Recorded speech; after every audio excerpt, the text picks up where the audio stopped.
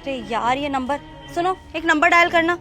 अरे मैडम मैंने दिखा दो। व्हाट, ये लो। यो नंबर मैडम क्या काम है मैंने बताओ। हाँ बे, ओ फोन दे इधर। पहले तो हेल्प मांगी थी, भाषण देने लग गया। हेल्प करनी है तो करो, वरना भाषण देने की जरूरत नहीं है, समझा? अरे मैडम मैं तो बस पूछ ही रहा हूँ आपसे, क्या काम है, मैं कर देता हूँ मदद। अगर मदद करनी होती ना तो कॉल कर चुका होता। तो उससे क्या कहा था कि नंबर डायल कर दे, लेकिन नहीं, इन जैसे लोगों को तो हमसे रिश्ते बनाने होते हैं, ये नहीं कि नंबर डायल करके दे दे। लेकिन देखा ना कि लड़की है तो फायदा उठा लेता हूँ। आया बड़ा लाइन मारने लग गया, चेप होने लग गया।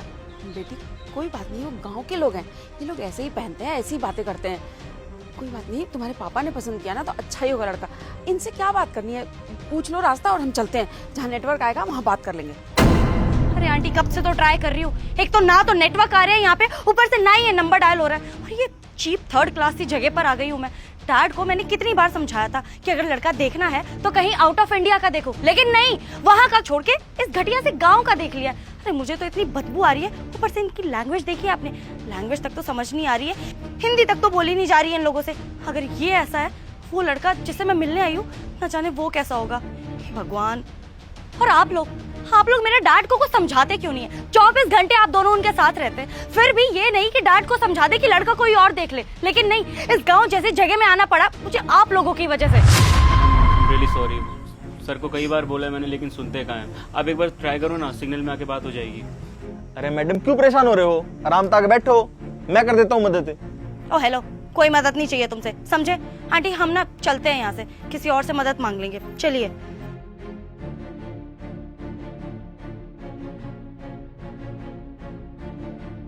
हेलो हेलो, आपकी बताई हुई एड्रेस पे मैं आ गई हूँ, आप कहाँ पर है? ये मिले तो थे आपने मेरी बेइज्जती करी थी, भला बुरा बोला था मेरे को। मिले थे? पर मैं तो मिली ही नहीं आपसे। एक मिनट।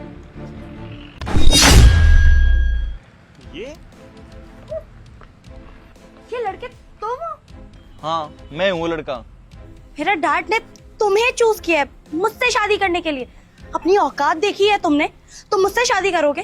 तुम्हारी हिम्मत भी कैसे हुई मेरे लिए हाँ करने की? हाँ मैडम मैंने कोई हाँ नहीं करी थी, आपके पापा और मेरे पापा बहुत अच्छे दोस्त हैं, तो उन्होंने बोला था एक बार लड़की से मिल लो और शादी की बात कर लो, तो इसलिए मैं यहाँ बैठा हुआ था आपके वेट में, और आपने नंबर दिखाया मेरा तो मैंने पूछ लिया भाई क्या काम बताओ। अरे अच्छा हुआ कि मैंने देखने से पहले ही तुम्हें रिजेक्ट कर दिया, क्योंकि देखने के बाद तो मेरा मन कर रहा है कि मैं यहाँ पर खड़ी भी ना हूँ।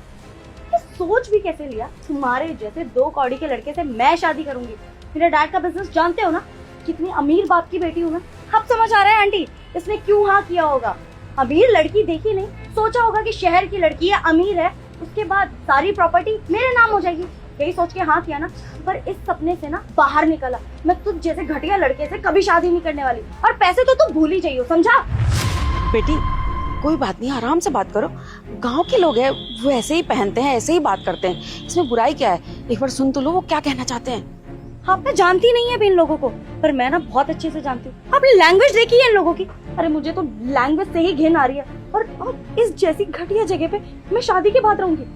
बिल्कुल भी नहीं। अपने डैड को तो मैं खुद मना कर दूंगी, और तुमने अगर शादी के लिए मेरे डैड को फोर्स किया ना तो मुझसे बुरा कोई नहीं होगा, समझे तुम?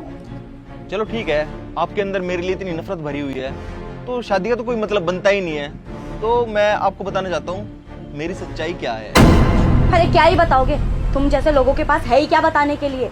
यही बोलोगे ना कि जी यहाँ पर खेती बाड़ी करता हूँ, ये छोटा सा घर है मेरा, और शादी के बाद हम यहीं पे अपना परिवार बसाएंगे। तो भूल जाओ ये, समझे? मैडम आप जिस पैसे पे और अपने पापा की कंपनी पे घमंड खा रहे हो ना, एक बार अपने पापा से जाके पूछना कि शर्मा जी कौन है। आपकी कंपनी में ना 50% शेयर हमारा ही है। आपके पापा को ना तब इन्वेस्टमेंट की जरूरत थी कंपनी में, तो मेरे पापा ही खड़े हुए थे इन्वेस्टमेंट करने के लिए, और मार्केट में कोई भी नहीं था।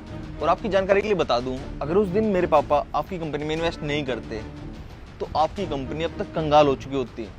मेरे पापा ने ना दोस्त समझ के मदद की थी, और आप उन्हीं पैसों का रोब हमें दिखा रही हैं। और मैडम आप सही कह रहे हो, हम खेती करते हैं, यहाँ रहते हैं, पर ये ना एक छोटा सा पार्ट है मेरी प्रॉपर्टी का, और आपकी ना जहाँ तक नजर जा रही है ना, ये सारी प्रॉपर्टी हमारी ही है। ये गाड़ियाँ, ये ट्रैक्टर, ये ट्रक, सब कुछ हमारा ही है, और ये खेती बाड़ी और भी पता नहीं कितने बिजनेस है हमारे। और यहाँ तो मैं कभी कोई आता हूँ, नहीं तो ना हमारा घर है बहुत अच्छा, प्यार से रहते हैं वहाँ। और सबसे ज्यादा जरूरी है प्यार, ना कि पैसा। और मैंने ना आपके पापा को बताया था कि मेरा लाइफस्टाइल ऐसे है और मैं ऐसे रहता हूँ, तो क्या आपकी बेटी समझ पाएगी? तो उन्होंने बोला था मेरी बेटी बहुत ही शरीफ है, बहुत ही अच्छे संस्कार है उसके अंदर, लेकिन संस्कार नाम की तो चीज नहीं तुम्हारे अंदर। मुझे लगता है आप ना पैसे की आड़ में भूल गए हो लोगों से कैसे तमीज से बात की जाती है, कैसे उनको इज्जत दी जाती है। और तुम क्या मुझे मना करोगी शादी के लिए? मैं मना करता हूँ। मुझे ऐसी लड़की मेरे घर के अंदर नहीं चाहिए, मेरा घर खराब कर दे और जिसे पैसों का इतना घमंड हो कि वो सामने वाले की इज्जत करना ही भूल जाए। देखिए वो क्या है ना, थोड़ी सी मिसअंडरस्टैंडिंग हो गई थी। अब मुझे पता नहीं था ना आपके बारे में। ऑफ कोर्स आंटी सही कह रही थी, मेरे डैड ने रिश्ता देखा है तो कुछ सोच समझ के ही देखा होगा। मुझे पता नहीं था कि आप भी इतने रिच है। मुझे लगा गांव में रहते हैं तो बस ऐसे ही खेती बाड़ी करते होंगे।